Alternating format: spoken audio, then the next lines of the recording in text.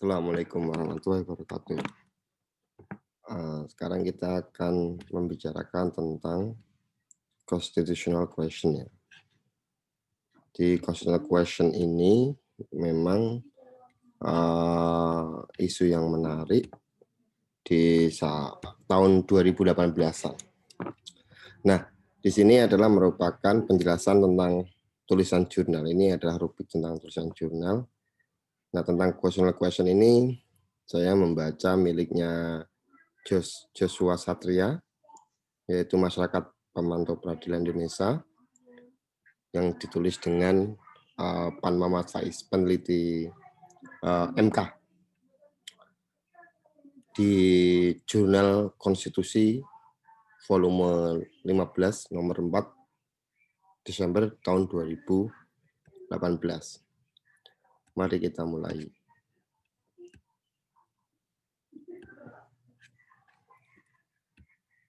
Nah, jadi kita akan mengenai dulu apa sih itu constitutional question itu. Jadi constitutional question itu merupakan ide atau gagasan untuk memperbaiki tata cara berhukum. Kenapa demikian? Supaya hakim di pengadilan umum lebih hati-hati dalam menggunakan pasal yang ada di undang-undang, di mana pasal yang ada di undang-undang itu dijadikan sebuah dasar atau rujukan untuk membuat putusan. Nah, kenapa ini muncul ada constitutional question ini? Ini karena muncul ada putusan MK.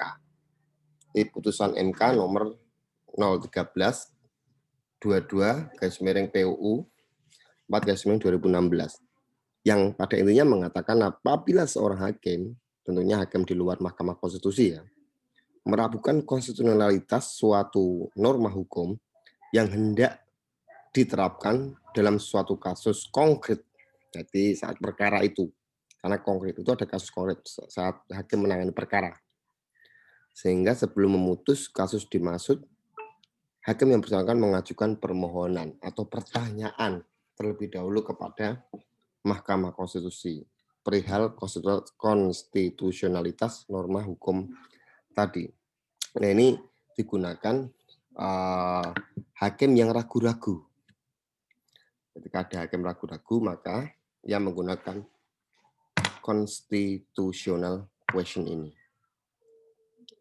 Nah, metode yang ditawarkan oleh Joshua maupun si Pan Faiz itu adalah mekanisme pengujian konstitusionalitas di MK yang ditujukan oleh seorang hakim di pengadilan umum yang merasa ragu-ragu terhadap konstitusionalitas suatu undang-undang yang digunakan dalam perkara yang ditangani. Jadi ketika hakim menangani perkara, dia merasa sebelum melakukan putusan ya, dia merasa ragu, maka ia bisa bertanya kepada Mahkamah Konstitusi. Jadi bertanya dulu. Tentunya bertanya itu terkait dengan formilnya juga harus dipenuhi. Nah, constitutional question ini merupakan bentuk perlindungan maksimum hak-hak konstitusional warga. Karena apapun itu, yang namanya negara hukum itu, hak konstitusional warga itu harus dilindungi. Nah, tawaran adanya constitutional question ini adalah diklaim oleh Pan Faiz maupun Joshua itu sebagai bentuk maksimum perlindungan hak-hak konstitusional warga negara Indonesia. Nah, constitutional question ini sudah dipraktekkan dalam beberapa negara, di mana putusan MK atas constitutional question akan disebarluaskan kepada seluruh hakim peradilan umum, karena akan dijadikan sebagai ancol atau pegangan hakim dalam menuntaskan perkara yang ditangani. Jadi misalkan itu ada hakim yang menangani perkara, kemudian dia merasa ragu-ragu, pasca ragu-ragu ini kemudian dia mengajukan constitutional question ke MK. Nah, jawaban MK terkait dengan constitutional question yang diajukan oleh hakim tersebut, maka ini akan disebarluaskan. Oh, ini loh ada kasus yang seperti ini. sehingga bisa menjadi pegangan para hakim lainnya. Kenapa? Karena constitutional question ini legal standing-nya adalah hakim itu sendiri. Maksudnya tidak seluruhnya hakim, tapi hakim yang menangani perkara tersebut. Nah, di Indonesia mekanisme question memang belum diadopsi ya, belum diadopsi. Makanya ini saya awali dengan gagasan atau ide, karena belum diformulasikan menjadi hukum-hukum normatif yang bisa dijadikan acuan untuk melakukan tindakan atau terobosan seperti ini. Sehingga bisa dikatakan pengujian konstitusional di Indonesia masih ada ketimpangan. Kenapa ada ketimpangan? Karena hanya mampu menjangkau pengujian undang-undang secara abstrak saja. Atau abstrak norm review. Belum sampai tahapan konkret. Karena kalau undang-undang itu kan abstrak. Maksudnya yang dianggap konkret itu adalah ketika si hakim itu penanganan perkara secara langsung itu konkret. Nah, saat ini di Indonesia itu masih uji judicial review-nya masih dalam tahap bisa dikatakan tahap abstrak. Nah, kalau sampai tahap konkret itu namanya constitutional question. Nah, kenapa sih constitutional question itu penting? Karena di hakim itu ada asas iura novit curia. Jadi hakim dianggap mengetahui semua hukum, sehingga pengadilan tidak boleh menolak untuk memeriksa dan mengadili.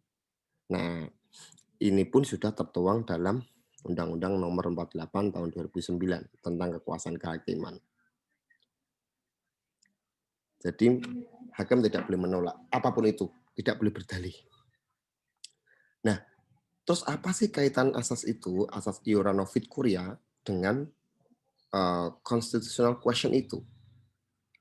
Nah, dikaitkan adalah constitutional question ini untuk menghilangkan keraguan terhadap penanganan perkara, sehingga penanganan perkara itu hakim dalam menentukan keputusan atau putusan itu memakai hal-hal yang objektif atau hukum objektif, mana yang harus diterapkan sesuai dengan perkara yang menyangkut pihak-pihak yang berperkara dalam konkreto itu sendiri.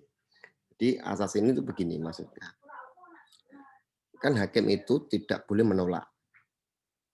Nah, karena tidak boleh menolak, ada undang-undang ini yang akan jadikan ancor atau pegangan. Nah, undang-undang ini terjadi perdebatan.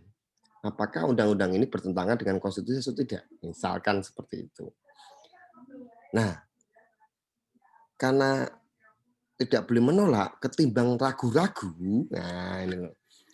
ragu-ragu, maka hakim tersebut bisa mengajukan constitutional question.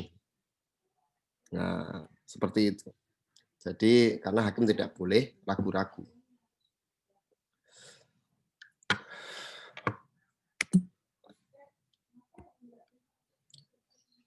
Kemudian 3 keuntungan constitutional question itu diterapkan.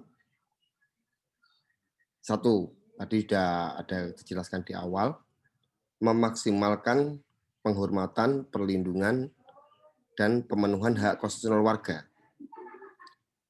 Yang kedua, hakim tidak dipaksa untuk melakukan undang-undang yang berlaku namun bertentangan dengan konstitusi. Nah, ini beberapa kali terjadi ya, kasus waktu itu, kasus ketua DPD yang nyalon ketua DPD yang juga merangkap sebagai ketua partai, yang kemudian merangkap di putusan MK, tidak boleh ada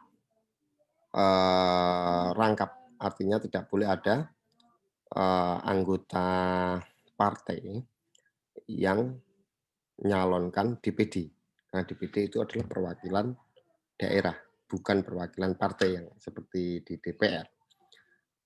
Namun di Mahkamah Agung, di putusan PT UN itu memperbolehkan. Nah, ini kan ada kerancuan di sini. Nah, seharusnya ini ketika hakim pengadilan umum menangani perkara yang seperti ini, alangkah lebih baiknya hakim itu melakukan bertanya kepada Mahkamah Konstitusi terkait undang-undang yang harus digunakan dalam melakukan putusan tersebut supaya tidak terjadi debat tebal lagi. Karena fungsi pengadilan itu adalah menyelesaikan masalah, bukan menambah masalah. Nah, di Indonesia, yang ketiga, di Indonesia itu tidak menganut prinsip stare decisis atau prinsip preseden. Nah, prinsip preseden ini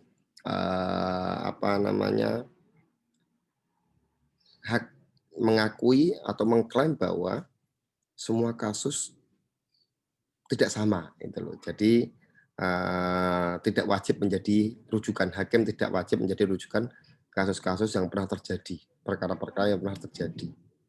Sehingga constitutional question bisa membantu terbentuk suatu pandangan atau pemahaman di kalangan hakim di luar hakim konstitusi itu sendiri. Jadi karena ada prinsip presiden itu kan jelas malah memberikan beberapa tafsir karena tidak hakim tidak terikat terkait ada beberapa perkara yang pernah terjadi meskipun mirip. Nah, dengan adanya constitutional question ini, maka itu menjadi bisa dijadikan dasar untuk satu pemahaman itu sendiri.